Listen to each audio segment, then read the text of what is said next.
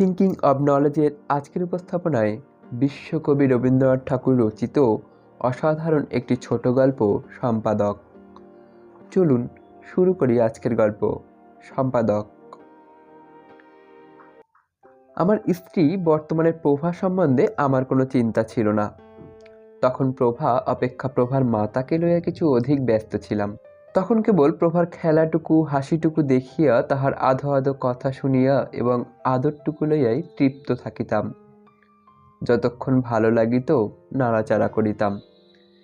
কান্না আরম্ভ করিলেই তাহার মার কোলে সমর্পণ করিয়া সত্বর অব্যাহতি লইতাম। তাহাকে যে বহু চিন্তা ও চেষ্টায় মানুষ করিয়া তুলিতে হইবে এ কথা আমার মনে আসে নাই। অবশেষে অকালে আমার স্ত্রীর মৃত্যু হইলে একদিন মায়ের কোল হইতে খসিয়া মেয়েটি আমার কোলের কাছে আসিয়া পড়িল। তাহাকে বুকে টানিয়া লইলাম। কিন্তু মাতৃহীনা দুহিতাকে দ্বিগুণ স্নেহে পালন করা আমার কর্তব্য, এটা আমি বেশি চিন্তা করিয়াছিলাম, না পত্নীহীন পিতাকে পরম যত্নে রক্ষা করা তাহার কর্তব্য, এইটা সে বেশি অনুভব করিয়াছিল, আমি ঠিক বুঝিতে পারি না। কিন্তু 6 বৎসর বয়স হইতেই সে গিন্নিপনা আরম্ভ করিয়াছিল। বেশ দেখা গেল ওইটুকু মেয়ে তাহার বাবার একমাত্র অভিভাবক হইবার চেষ্টা করিতেছে। আমি মনে মনে হাসিয়া তাহার হস্তে আত্মসমর্পণ করিলাম। দেখিলাম যতই আমি অকর্মণ্য অসহায় হই ততই তাহার লাগে ভালো। দেখিলাম আমি নিজে কাপড়টা ছাতাটা পাড়িয়া লইলে সে এমন ভার ধারণ করে যেন তাহার অধিকারে হস্তক্ষেপ করা হইতেছে।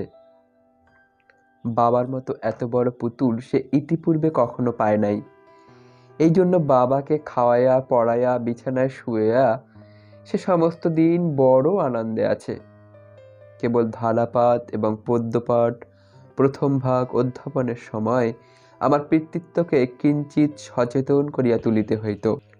কিন্তু মাঝে মাঝে ভাবনা হইত, মেয়েটিকে সৎপাত্রে বিবাহ দিতে হইলে অনেক অর্থের আবশ্যক। আমার এত টাকা কোথায়? মেয়েকে তো সাধ্যমতো লেখাপড়া শিখাইতেছি, কিন্তু একটা পরিপূর্ণ মূর্খের হাতে পড়িলে তাহার কি দশা হইবে।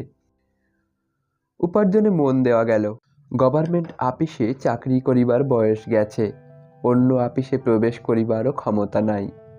অনেক ভাবিয়া বই লিখিতে লাগিলাম। বাঁশের নল ফুটা করিলে তাহাতে তেল রাখা যায় না, জল রাখা যায় না, তাহার ধারণ শক্তি মূলেই থাকে না, তাহাতে সংসারের কোনো কাজই হয় না। কিন্তু ফু দিলে বিনা খরচে বাঁশি বাজে ভালো।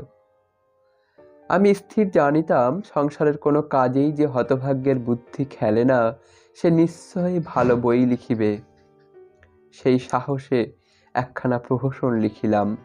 লোকে ভালো বলিল এবং রঙ্গভূমিতে অভিনয় হইয়া গেল।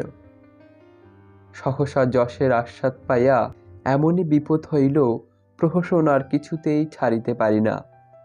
সমস্ত দিন ব্যাকুল চিন্তান্বিত মুখে প্রহসন লিখিতে লাগিলাম। প্রভা আসিয়া আদর করিয়া স্নেহ সহাস্যে জিজ্ঞাসা করিল, বাবা নাইতে যাবে না? আমি হুঙ্কার দিয়া উঠিলাম, এখন যা, এখন যা, এখন বিরক্ত করিস নে।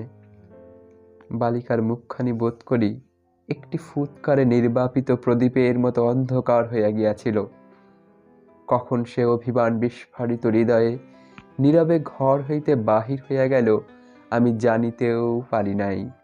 দাসীকে তাড়াইয়া দিই, চাকরকে মারিতে যাই, ভিক্ষুক সুর করিয়া ভিক্ষা করিতে আসিলে তাহাকে লাঠি লইয়া তাড়া করি। পথপার্শ্বেই আমার ঘর হওয়াতে যখন কোনো নিরীহ পান্থ জানালার বাহির হইতে আমাকে পথ জিজ্ঞাসা করে, আমি তাহাকে জাহান্নাম নামক একটা অস্থানে যাইতে অনুরোধ করি। হায়, কেহই বুঝিত না আমি খুব একটা মজার প্রহসন লিখিতেছি, কিন্তু যতটা মজা এবং যতটা যশ হইতেছিল সে পরিমাণে টাকা কিছুই হয় নাই। তখন টাকার কথা মনেও ছিল না। এদিকে প্রভার যোগ্য পাত্রগুলি অন্য ভদ্রলোকেদের কন্যাদায় মোচন করিবার জন্য গোকুলে বাড়িতে লাগিল। আমার তাহাতে খেয়াল ছিল না। পেটের জ্বালা না ধরিলে চৈতন্য হইত না। কিন্তু এমন সময় একটা সুযোগ জুটিয়া গেল। জাহির গ্রামের এক জমিদার একখানি কাগজ বাহির করিয়া আমাকে তাহার বেতনভোগী সম্পাদক হইবার জন্য অনুরোধ করিয়া পাঠাইয়াছেন। কাজটা স্বীকার করিলাম। দিন কতক এমনই প্রতাপের সহিত লিখিতে লাগিলাম যে পথে বাহির হইলে লোকে আমাকে অঙ্গুলি নির্দেশ করিয়া দেখাইত এবং আপনাকে মধ্যাহ্ন তপনের মতো দুর্নিরীক্ষ বলিয়া বোধ হইত। জাহির গ্রামের পার্শ্বে আহির গ্রাম, দুই গ্রামের জমিদারে ভারী দলাদলি। পূর্বে কথায় কথায় লাঠালাঠি হইত, এখন উভয় পক্ষে ম্যাজিস্ট্রেটের নিকট মুচলেখা দিয়া লাঠি বন্ধ করাইয়াছে এবং কৃষ্ণের জীব আমাকে পূর্ববর্তী খুনি লাঠিয়ালদের স্থানে নিযুক্ত করিয়াছে। সকলেই বলিতেছে আমি পদমর্যাদা রক্ষা করিয়াছি। আমার লেখার জ্বালায় আহির গ্রাম আর মাথা তুলিতে পারে না। তাহাদের জাতি, কুল, পূর্বপুরুষের ইতিহাস সমস্ত আদ্যপান্ত মসিলিপ্ত করিয়া দিয়াছি। এই সময়টা ছিলাম ভালো, বেশ মোটাসোটা হইয়া উঠিলাম। মুখ সর্বদা প্রসন্ন হাস্যময় ছিল। আহির গ্রামের পিতৃপুরুষদের প্রতি লক্ষ্য করিয়া এক একটা মর্মান্তিক বাক্য শেল ছাড়িতাম, আর সমস্ত জাহির গ্রাম হাসিতে হাসিতে পাকা ফুটির মতো বিদীর্ণ হইয়া যাইত। বড় আনন্দে ছিলাম। অবশেষে আহির গ্রামও একখানা কাগজ বাহির করিল। সে কোনো কথা ঢাকিয়া বলিত না, এমনই উৎসাহের সহিত অবিমিশ্র প্রচলিত ভাষায় গাল পাড়িত যে ছাপার অক্ষরগুলা পর্যন্ত যেন চক্ষের সম্মুখে চিৎকার করিতে থাকিত। এই জন্য দুই গ্রামের লোকেই তাহার কথা খুব স্পষ্ট বুঝিতে পারিত।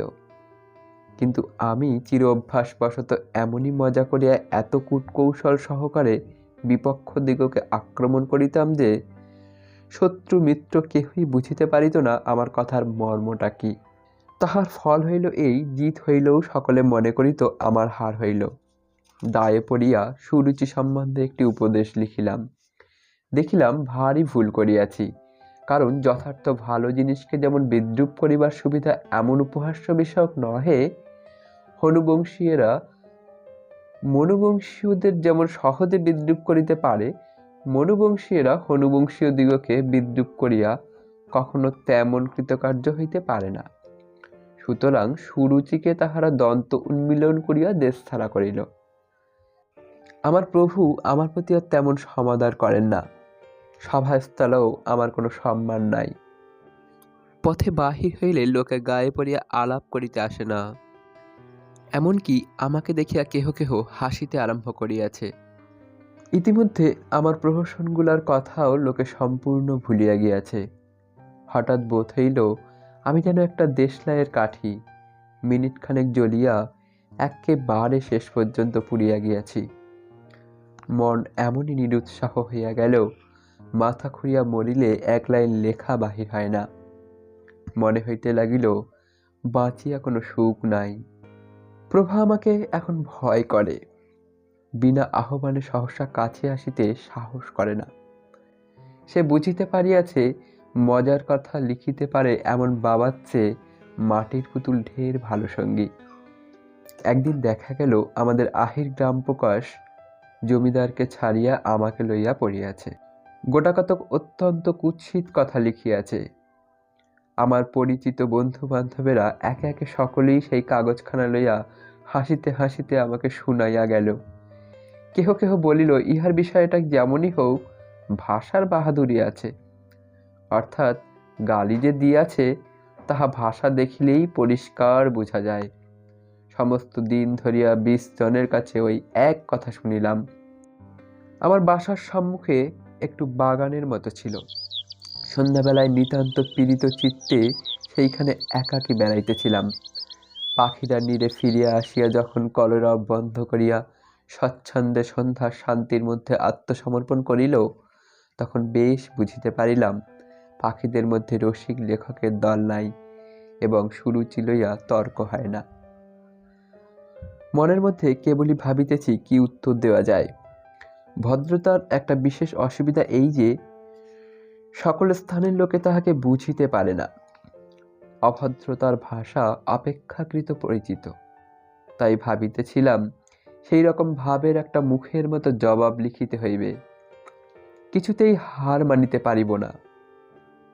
এমন সময়ে সেই সন্ধ্যার অন্ধকারে একটা পরিচিত ক্ষুদ্র কণ্ঠের স্বর শুনিতে পাইলাম এবং তাহার পরেই আমার করতলে একটি কোমল উষ্ণ স্পর্শ অনুভব করিলাম। এত উদ্বেজিত অন্যমনস্ক ছিলাম যে সেই মুহূর্তে সেই স্বর ও সেই স্পর্শ জানিয়াও জানিতে পারিলাম না। কিন্তু এক মুহূর্ত পরেই সেই স্বর ধীরে ধীরে আমার কর্ণে জাগ্রত, সেই সুধার স্পর্শ আমার করতালে সঞ্জীবিত হইয়া উঠিল। বালিকা একবার আস্তে আস্তে কাছে আসিয়া মৃদু স্বরে ডাকিয়াছিল, বাবা। কোনো উত্তর না পাইয়া আমার দক্ষিণ হস্ত তুলিয়া ধরিয়া একবার আপনার কোমল কপলে বুলাইয়া আবার ধীরে ধীরে গৃহে ফিরিয়া যাইতেছে। বহুদিন প্রভা আমাকে এমন করিয়া ডাকে নাই এবং স্বেচ্ছাক্রমে আসিয়া আমাকে এতটুকু আদর করে নাই। তাই আজ সেই স্নেহ স্পর্শে আমার হৃদয় সহসা অত্যন্ত ব্যাকুল হইয়া উঠিল। কিছুক্ষণ পরে ঘরে ফিরিয়া গিয়া দেখিলাম প্রভা বিছানায় শুইয়া আছে, শরীর ক্লিষ্টচ্ছবি, নয়ন ঈষৎ নিমীলিত, দিন শেষে ঝরিয়া পড়া ফুলের মতো পড়িয়া আছে। মাথায় হাত দিয়া দেখি অত্যন্ত উষ্ণ, উত্তপ্ত নিঃশ্বাস পড়িতেছে, কপালের শির দপদপ করিতেছে। বুঝিতে পারিলাম বালিকা আসন্ন রোগের তাপে কাতর হইয়া পিপাসিত হৃদয়ে একবার পিতার স্নেহ, পিতার আদর লইতে গিয়াছিল। পিতা তখন জাহির প্রকাশের জন্য খুব একটা কড়া জবাব কল্পনা করিতেছিল। পাশে আসিয়া বসিলাম। বালিকা কোনো কথা না বলিয়া তাহার দুই জ্বর তপ্ত করতলের মধ্যে আমার হস্ত টানিয়া লইয়া তাহার উপরে কপড় রাখিয়া চুপ করিয়া শুইয়া রহিল। জাহির গ্রাম এবং আহির গ্রামের যত কাগজ ছিল সমস্ত পুড়াইয়া ফেলিলাম। কোনো জবাব লেখা হইল না। হার মানিয়া এত সুখ কখনো হয় নাই। বালিকার যখন মাথা মরিয়াছিল তখন তাহাকে কোলে টানিয়া লইয়াছিলাম। আজ তাহার বিমাতার অন্ত্যেষ্টিক্রিয়া সমাপন করিয়া আবার তাহাকে বুকে তুলিয়া লইয়া ঘরে চলিয়া গেলাম। এতক্ষণ শুনছিলেন বিশ্বকবি রবীন্দ্রনাথ ঠাকুরের লেখা ছোট গল্প সম্পাদক। গল্পটি মনোগ্রাহী হলে চ্যানেলটি সাবস্ক্রাইব করে পাশে থাকবেন। ধন্যবাদ।